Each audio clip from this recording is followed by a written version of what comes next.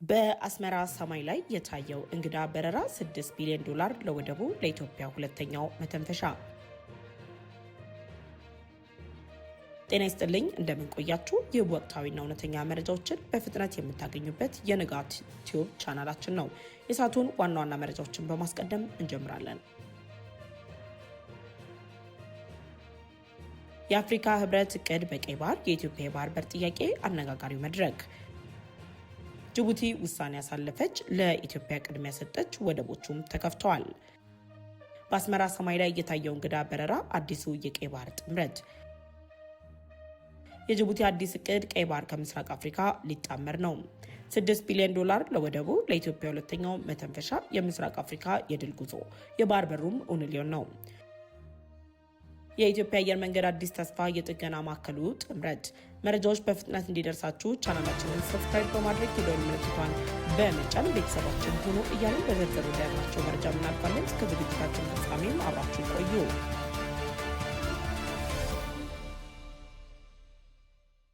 የአፍሪካ ህብረት እቅድ በቀይ ባህር የኢትዮጵያ የባህር በር ጥያቄ አነጋጋሪው መድረክ። የኢትዮጵያን የቀይ ባህር ጥያቄ መነሻ አድርጎ የአፍሪካ ቀንድ ውጥረት እየተጠናከረ በመጣበት በዚህ ወቅት ላይ ቀይ ባህርና በኤደን ባህረ ሰላጤ አስተዳደር ዙሪያ የሚያተኩር ሰፊ የምክክር መድረክ እየተካሄደ መሆኑ ተሰምቷል። አካታችነት፣ ትብብር ለጋራ ጥቅም በሚል መሪ ቃል የተሰናዳው መድረኩ በቀጠናው የሚስተዋሉ የፖለቲካ፣ የኢኮኖሚ፣ የደህንነት ጉዳዮችን በዝርዝር ለመዳሰስ ያለመ ሲሆን በቀይ ባህርና በኤደን ባህረ ሰላጤ ቀጠና ያለው የባህር ላይ አስተዳደር የሚያተኩር መሆኑም ተገልጿል። ኢትዮጵያ በፖለቲካዊ ሸፍጥ ከቀይ ባህር ባለፉት ረጅም ዓመታት ርቃ ብትቆይም የቀይ ባህር አስተዳደር በባህር ዳርቻ ሀገራት ብቻ የታጠረ ሆኖ እንደቆየ እየተነገረ ባለበት በዚህ ወቅት ላይ አሁን ላይ ግን ይህ አካሄድ የቀጠናውን ዘላቂ ሰላምና የጋራ እድገት ሊያረጋግጥ እንደማይችል በስፋት እየታመነ በመምጣቱ የኢትዮጵያ የቀይ ባህር ጥያቄ እውን ሊሆን እንደሚችልም ተነግሯል። በውይይቱ ላይ የኢትዮጵያ የባህር በር አባል መሆን ወሳኝ የሆኑ የኢኮኖሚ ድሎችን እንድታጣ ማድረጉ ብቻ ሳይሆን ቀጠናዊ ሚናዋ እንዲቀንስ ምክንያት መሆኑ የተነገረ ሲሆን ኢትዮጵያ ሉዓላዊ የባህር በር ለማግኘት የምታደርገውን ጥረት ከሀገራዊ ግብ በላይ መሆኑን ለቀጠናው የጋራ ጥቅሞች የሚውል ስለመሆኑ በስፋት መብራራቱን ተከትሎም የኢትዮጵያን የቀይ ባህር ጥያቄ ከአፍሪካ ህብረት ከ2026 አጀንዳ ጋር ሙሉ በሙሉ የሚጣጣም መሆኑን ተገልጿል። ኢትዮጵያ በባህር ላይ የሚኖራት ሚና መጠናከሩ እንደ ባህር ላይ ወንበዴነት፣ ሽብርተኝነት፣ ህገወጥ ስደትና የሰዎች ዝውውር ያሉ የጋራ የደህንነት ስጋቶችን በጋራ ለመከላከል የሚኖራትን አቅም የሚያሳድግ በመሆኑ የተለያዩ ሀያላን ሀገራት ለኢትዮጵያ የባህር በር ጥያቄም ድጋፋቸውን እያሳዩ ይገኛሉ።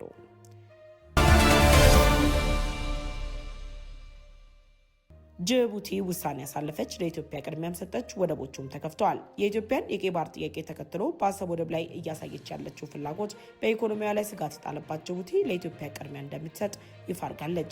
በፋርስ ባህረ ሰላጤ በተከሰተው ግጭት ምክንያት ወደ ጅቡቲ ወደቦች የሚመጡ መርከቦች ቁጥር በከፍተኛ ሁኔታ ቢጨምርም የኢትዮጵያ ጭነቶች ቅድሚያ እንደሚሰጣቸው የጅቡቲ የወደቦችና ነጻ ቀጠና ባለስልጣን ይፋ አድርጓል።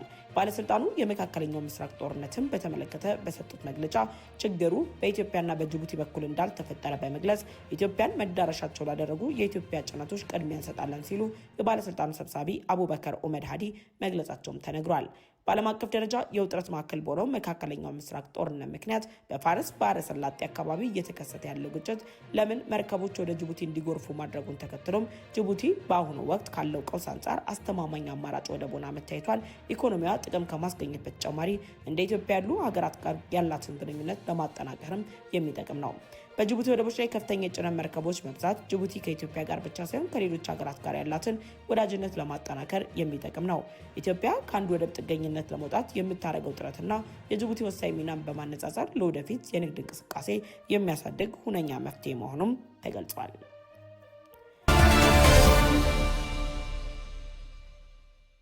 በአስመራ ሰማይ ላይ የታየው እንግዳ በረራ አዲሱ የቀይ ባህር ጥምረት።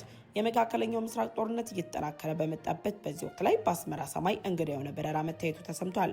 አሜሪካ በ2026 ያወጣችው የሴኩሪቲ እቅድን ተከትሎም ኤርትራን በስጋት ባስቀመጠችበት በዚህ ወቅት ላይ በአስመራ ሰማይ ላይ የታየው አውሮፕላን መለያ ቁጥሩ UK 75057 የኡዝቤኪስታን መሆኑን መነሻ በማድረግ የተለያዩ አስተያየቶችም እየተሰጡ ይገኛሉ።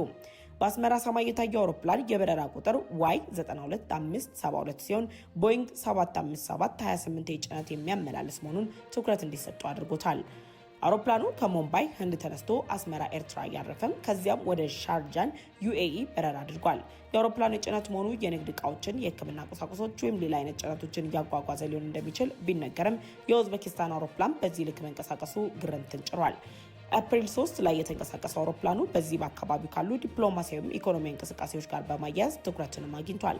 አስመራ በቀይ ባህር የንግድ መስመር ላይ ያላት ስትራቴጂካዊ ቦታና በረራው ከዚህ ቀጠና ደህንነት ወይም ንግድ ጋር የሚተሳሰር ሊሆን እንደሚችልም የተነገረ ሲሆን በህንድ በኤርትራና በኤምሬት መካከል ያለውን የንግድ ልውውጥ ወይም ስትራቴጂክ ግንኙነት ሊሆን እንደሚችልም ተገምቷል። በቀጣይ መረጃ የጅቡቲ አዲስ እቅድ ቀይ ባህር ከምስራቅ አፍሪካ ሊጣመር ነው።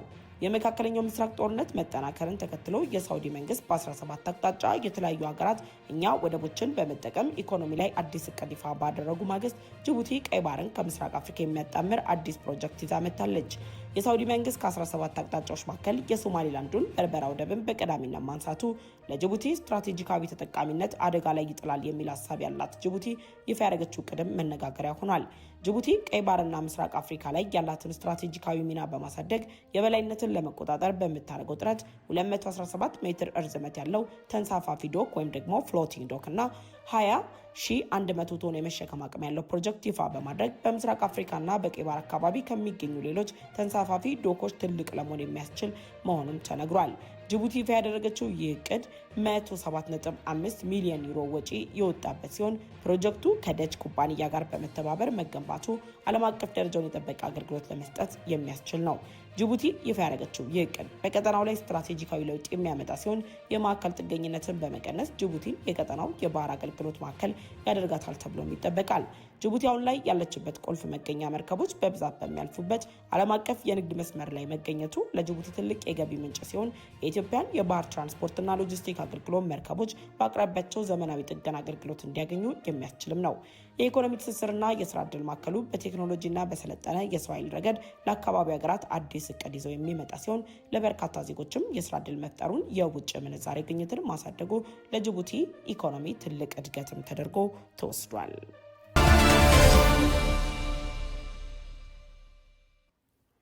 $6 ቢሊዮን ለወደቡ ለኢትዮጵያ ሁለተኛው መተንፈሻ የምስራቅ አፍሪካ የድል ጉዞ የባህር በሩም ኦንላይን ነው። በከፍተኛ ፍጥነት በማደግ ላይ ያለው ኢኮኖሚ ያላት ኢትዮጵያ ወደ ቀይ ባህር ለመግባት ስታደርግ የነበረውን ጉዞ አጠናክራ በቀጠለችበት በዚህ ወቅት ላይ የዓለማችን ሌላኛው ግዙፍ ባህር ላይ ገመዷን በመዘርጋት ከጅቡቲ ሁለተኛው መተንፈሻ ለማግኘት ከጫፍ መድረሷን ብሬሜትሪክ ዘግቧል። ኢትዮጵያ ከኬንያና ከጎረቤት ሀገራት ደቡብ ሱዳን ጋር በመጣመር የምስራቅ አፍሪካ የኢኮኖሚ ዋልታ ለመሆን በምታደርገው ጥረት የጀመረችው የላሙ ወደብ ልማት እንቅስቃሴን በፍጥነት ለመጠናቀቅ የሚያስችል የድል ዜና መሆኑን የተነገረው ምስረታውን በኬንያ ያደረገው አፍሪፈንድ ካፒታል $6 ቢሊዮን ለላሙ ወደብ ግንባታ ድጋፍ በማድረግ ኢትዮጵያ ሁለተኛ መተንፈሻ ወደ ሆነው ህንድ ውቅያኖስ ለመቀላቀል የምታደርገውን ጥረት የሚደግፍ እቅድ ይዞ መምጣቱም ተሰምቷል። ባንኩ ይፋ ባደረገው ገንዘብ ማሰባሰብ እቅድ መሰረትም በናይሮቢ በለንደንና በመካከለኛው ምስራቅ የገበያ ማዕከላት ጋር በትስስር እንደሚሰራ ተገልጿል። የኢትዮጵያ የኬንያና የደቡብ ሱዳን ግንኙነትን በማሳደግ ፕሮጀክቱ የመሰረተ ልማት ግንባታ ወጪን ከመንግስት ትከሻ ላይ ወርዶ ወደ ግል ዘርፉ በማዞር በአጭር ጊዜ ለማጠናቀቅ የሚያስችል ነው ተብሏል።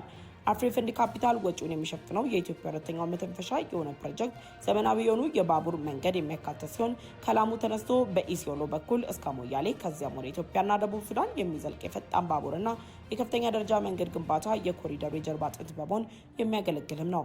ፕሮጀክቱ ከባቡር መንገድ ግንባታ በተጨማሪ ልዩ የንግድ ቀጠናዎችን በውስጡ የሚይዝ ሲሆን በላሙ ወደብ አካባቢ የሚገነቡት ልዩ የኤክስፖርት ማቀነባበሪያና የሎጂስቲክ ቀጠናዎችን በመገንባት ለኢንዱስትሪ እድገት ያላቸውን ፋይዳ ያጎላል ተብሏል።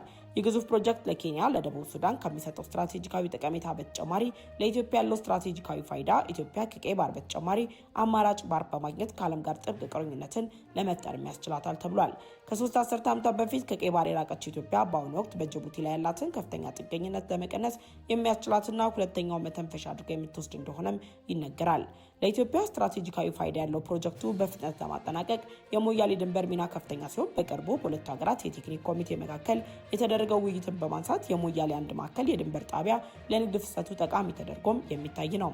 ኢትዮጵያ በዚህ ፕሮጀክት የምታገኘው ሌላኛው ጠቃሚ ነገር የኢኮኖሚ ተጽዕኖ፣ የስራ ዕድል፣ የንግድ ወጪ መቀነስ ሲሆን ቀጥተኛ የባቡር መንገድ ትስስር ለላኪዎች የትራንስፖርት ወጪን በእጅጉም ይቀንሳል። ይህን መሰሉ ስርዓት አዳዲስ የስራ ዘርፎች በኢንጂነሪንግ፣ በንግድ፣ ፋይናንስ፣ በሎጂስቲክ እና በፋይናንስ አማካሪዎች ዘርፎች ለሚሰማሩ አካላት ትልቅ እድልን እንደሚፈጥርም ተገልጿል። ኢትዮጵያ በምስራቅ አፍሪካ የንግድና የኢኮኖሚ ትስስር ውስጥ ያላትን ቁልፍ ሚና የሚያጠናክር መሆኑ የኢትዮጵያ ተጠቃሚነትን የሚያጎላ አስገራሚ እድል እንደሆነም ነው የተገለጸው።